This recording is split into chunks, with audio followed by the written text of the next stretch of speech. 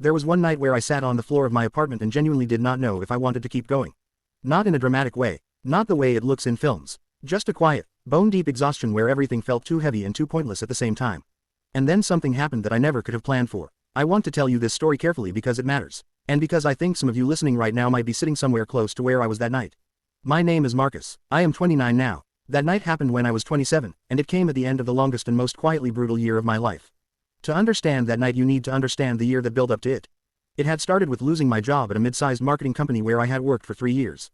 Not a dramatic firing, just a restructure. My role was made redundant alongside 4 others and we were walked out on a Friday afternoon with a month of severance and a handshake.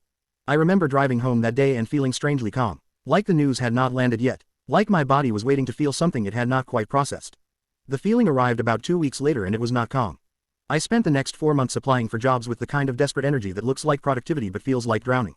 I sent out applications every day. I rewrote my resume more times than I could count. I went to interviews and performed confidence I did not feel and came home to silence and waited for responses that mostly never came.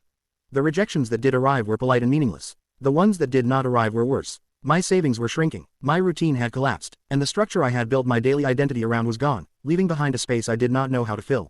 I had friends. I want to say that clearly. I was not without people, but I had not told any of them the full truth of how things were. My closest friend at the time, a guy named Will who was 30, knew I was job hunting but did not know how badly I was struggling. My younger brother Owen, who was 24, lived 2 hours away and we spoke on weekends but I kept my end of those conversations light. I did not want to be the person who needed things. I had spent a long time building a version of myself that did not need things. That version of me was costing me more than I knew. By month 5 I had found some freelance work. Enough to cover the basics. But it was inconsistent and isolating in a way I had not anticipated. Working from my apartment alone every day, with no colleagues, no structure, no natural reason to leave, the walls of that place started to feel like they were very slowly closing in. Not quickly enough to alarm anyone. Just enough that I noticed it. Then in month 7 my relationship ended. Not explosively. My girlfriend at the time, Priya, who was 27, had been patient and present through the job loss and the uncertainty. But I had been so internally withdrawn, so focused on managing my own quiet crisis without showing it, that I had essentially disappeared from the relationship while still being physically in it. She said something to me, gently and without cruelty, that has stayed with me since. She said she felt like she had been trying to reach me through a wall for months and she was tired. I did not argue with that. Because she was right. I do not blame her for leaving. I want to say that clearly. She made a reasonable decision based on accurate information. But the timing of it, added to everything else, created a weight that I was not equipped to carry alone.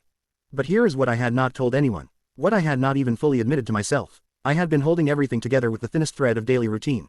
Wake up, make coffee, open the laptop, do the minimum, close the laptop, eat something, sleep, repeat, not living exactly, more like moving through the motions of a life I had temporarily disconnected from. And I had been doing that for months, quietly, without anyone close enough to notice how thin the thread had become. Have you ever been going through something so heavy that you kept it entirely to yourself, not because you did not trust anyone, but because you did not have the energy to explain it properly? That was where I was. The full picture of what I was carrying felt too complicated and too heavy to hand to someone else. So I just kept carrying it alone and telling myself I was managing.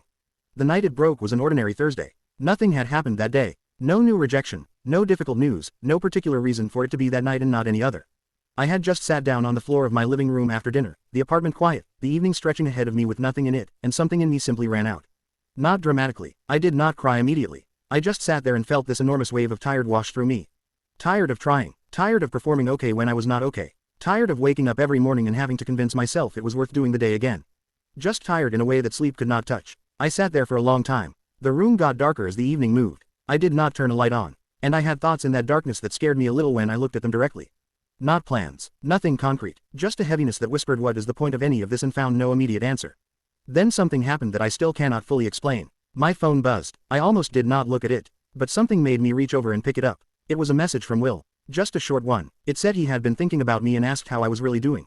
Not the surface version. The real version. I stared at that message for a long time. He had added one more line. He said he was asking because he had been in a dark place himself a few years back and had never told anyone until it was almost too late, and that lately something about the way I had been sounding in our conversations made him want to check.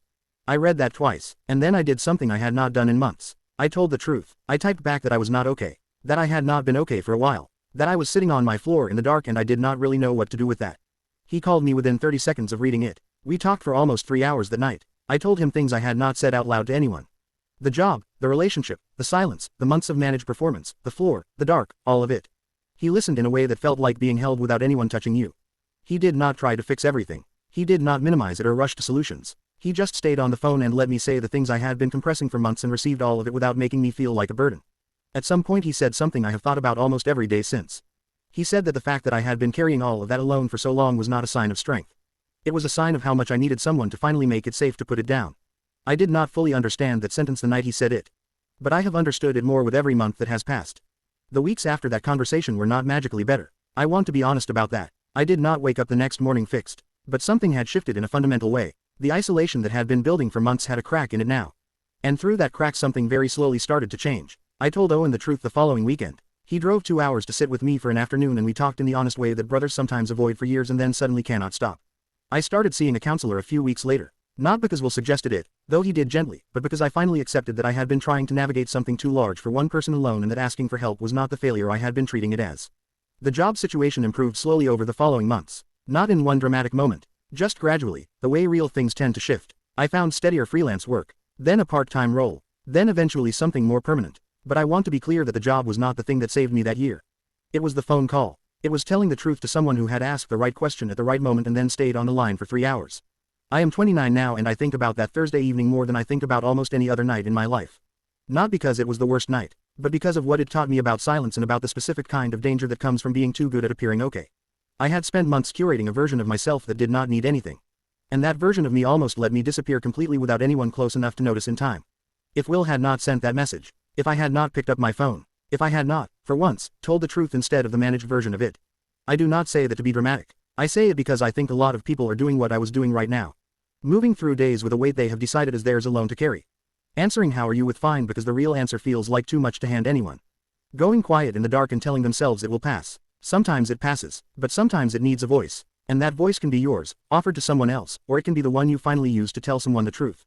If you are in a dark place right now, I am not going to pretend that a YouTube video can fix that. But I am going to ask you directly to tell someone the real version. Not the managed version, the real one, because the right person, at the right moment, receiving the truth, can change everything. It did for me, and if you are not in a dark place but you are thinking right now of someone who might be, send them a message tonight. Ask the real question. Tell them you are asking because you mean it. You do not know what that message might land next to. Leave a comment below and tell me if this story reached something in you. You do not have to share everything. Even just being here and listening means something. If this story matters to you, share it. It might reach someone tonight who needed it more than either of you knew. Like this video and subscribe to Untold Perspectives for more stories that go to the honest places most people avoid. You do not have to carry it alone. You never did.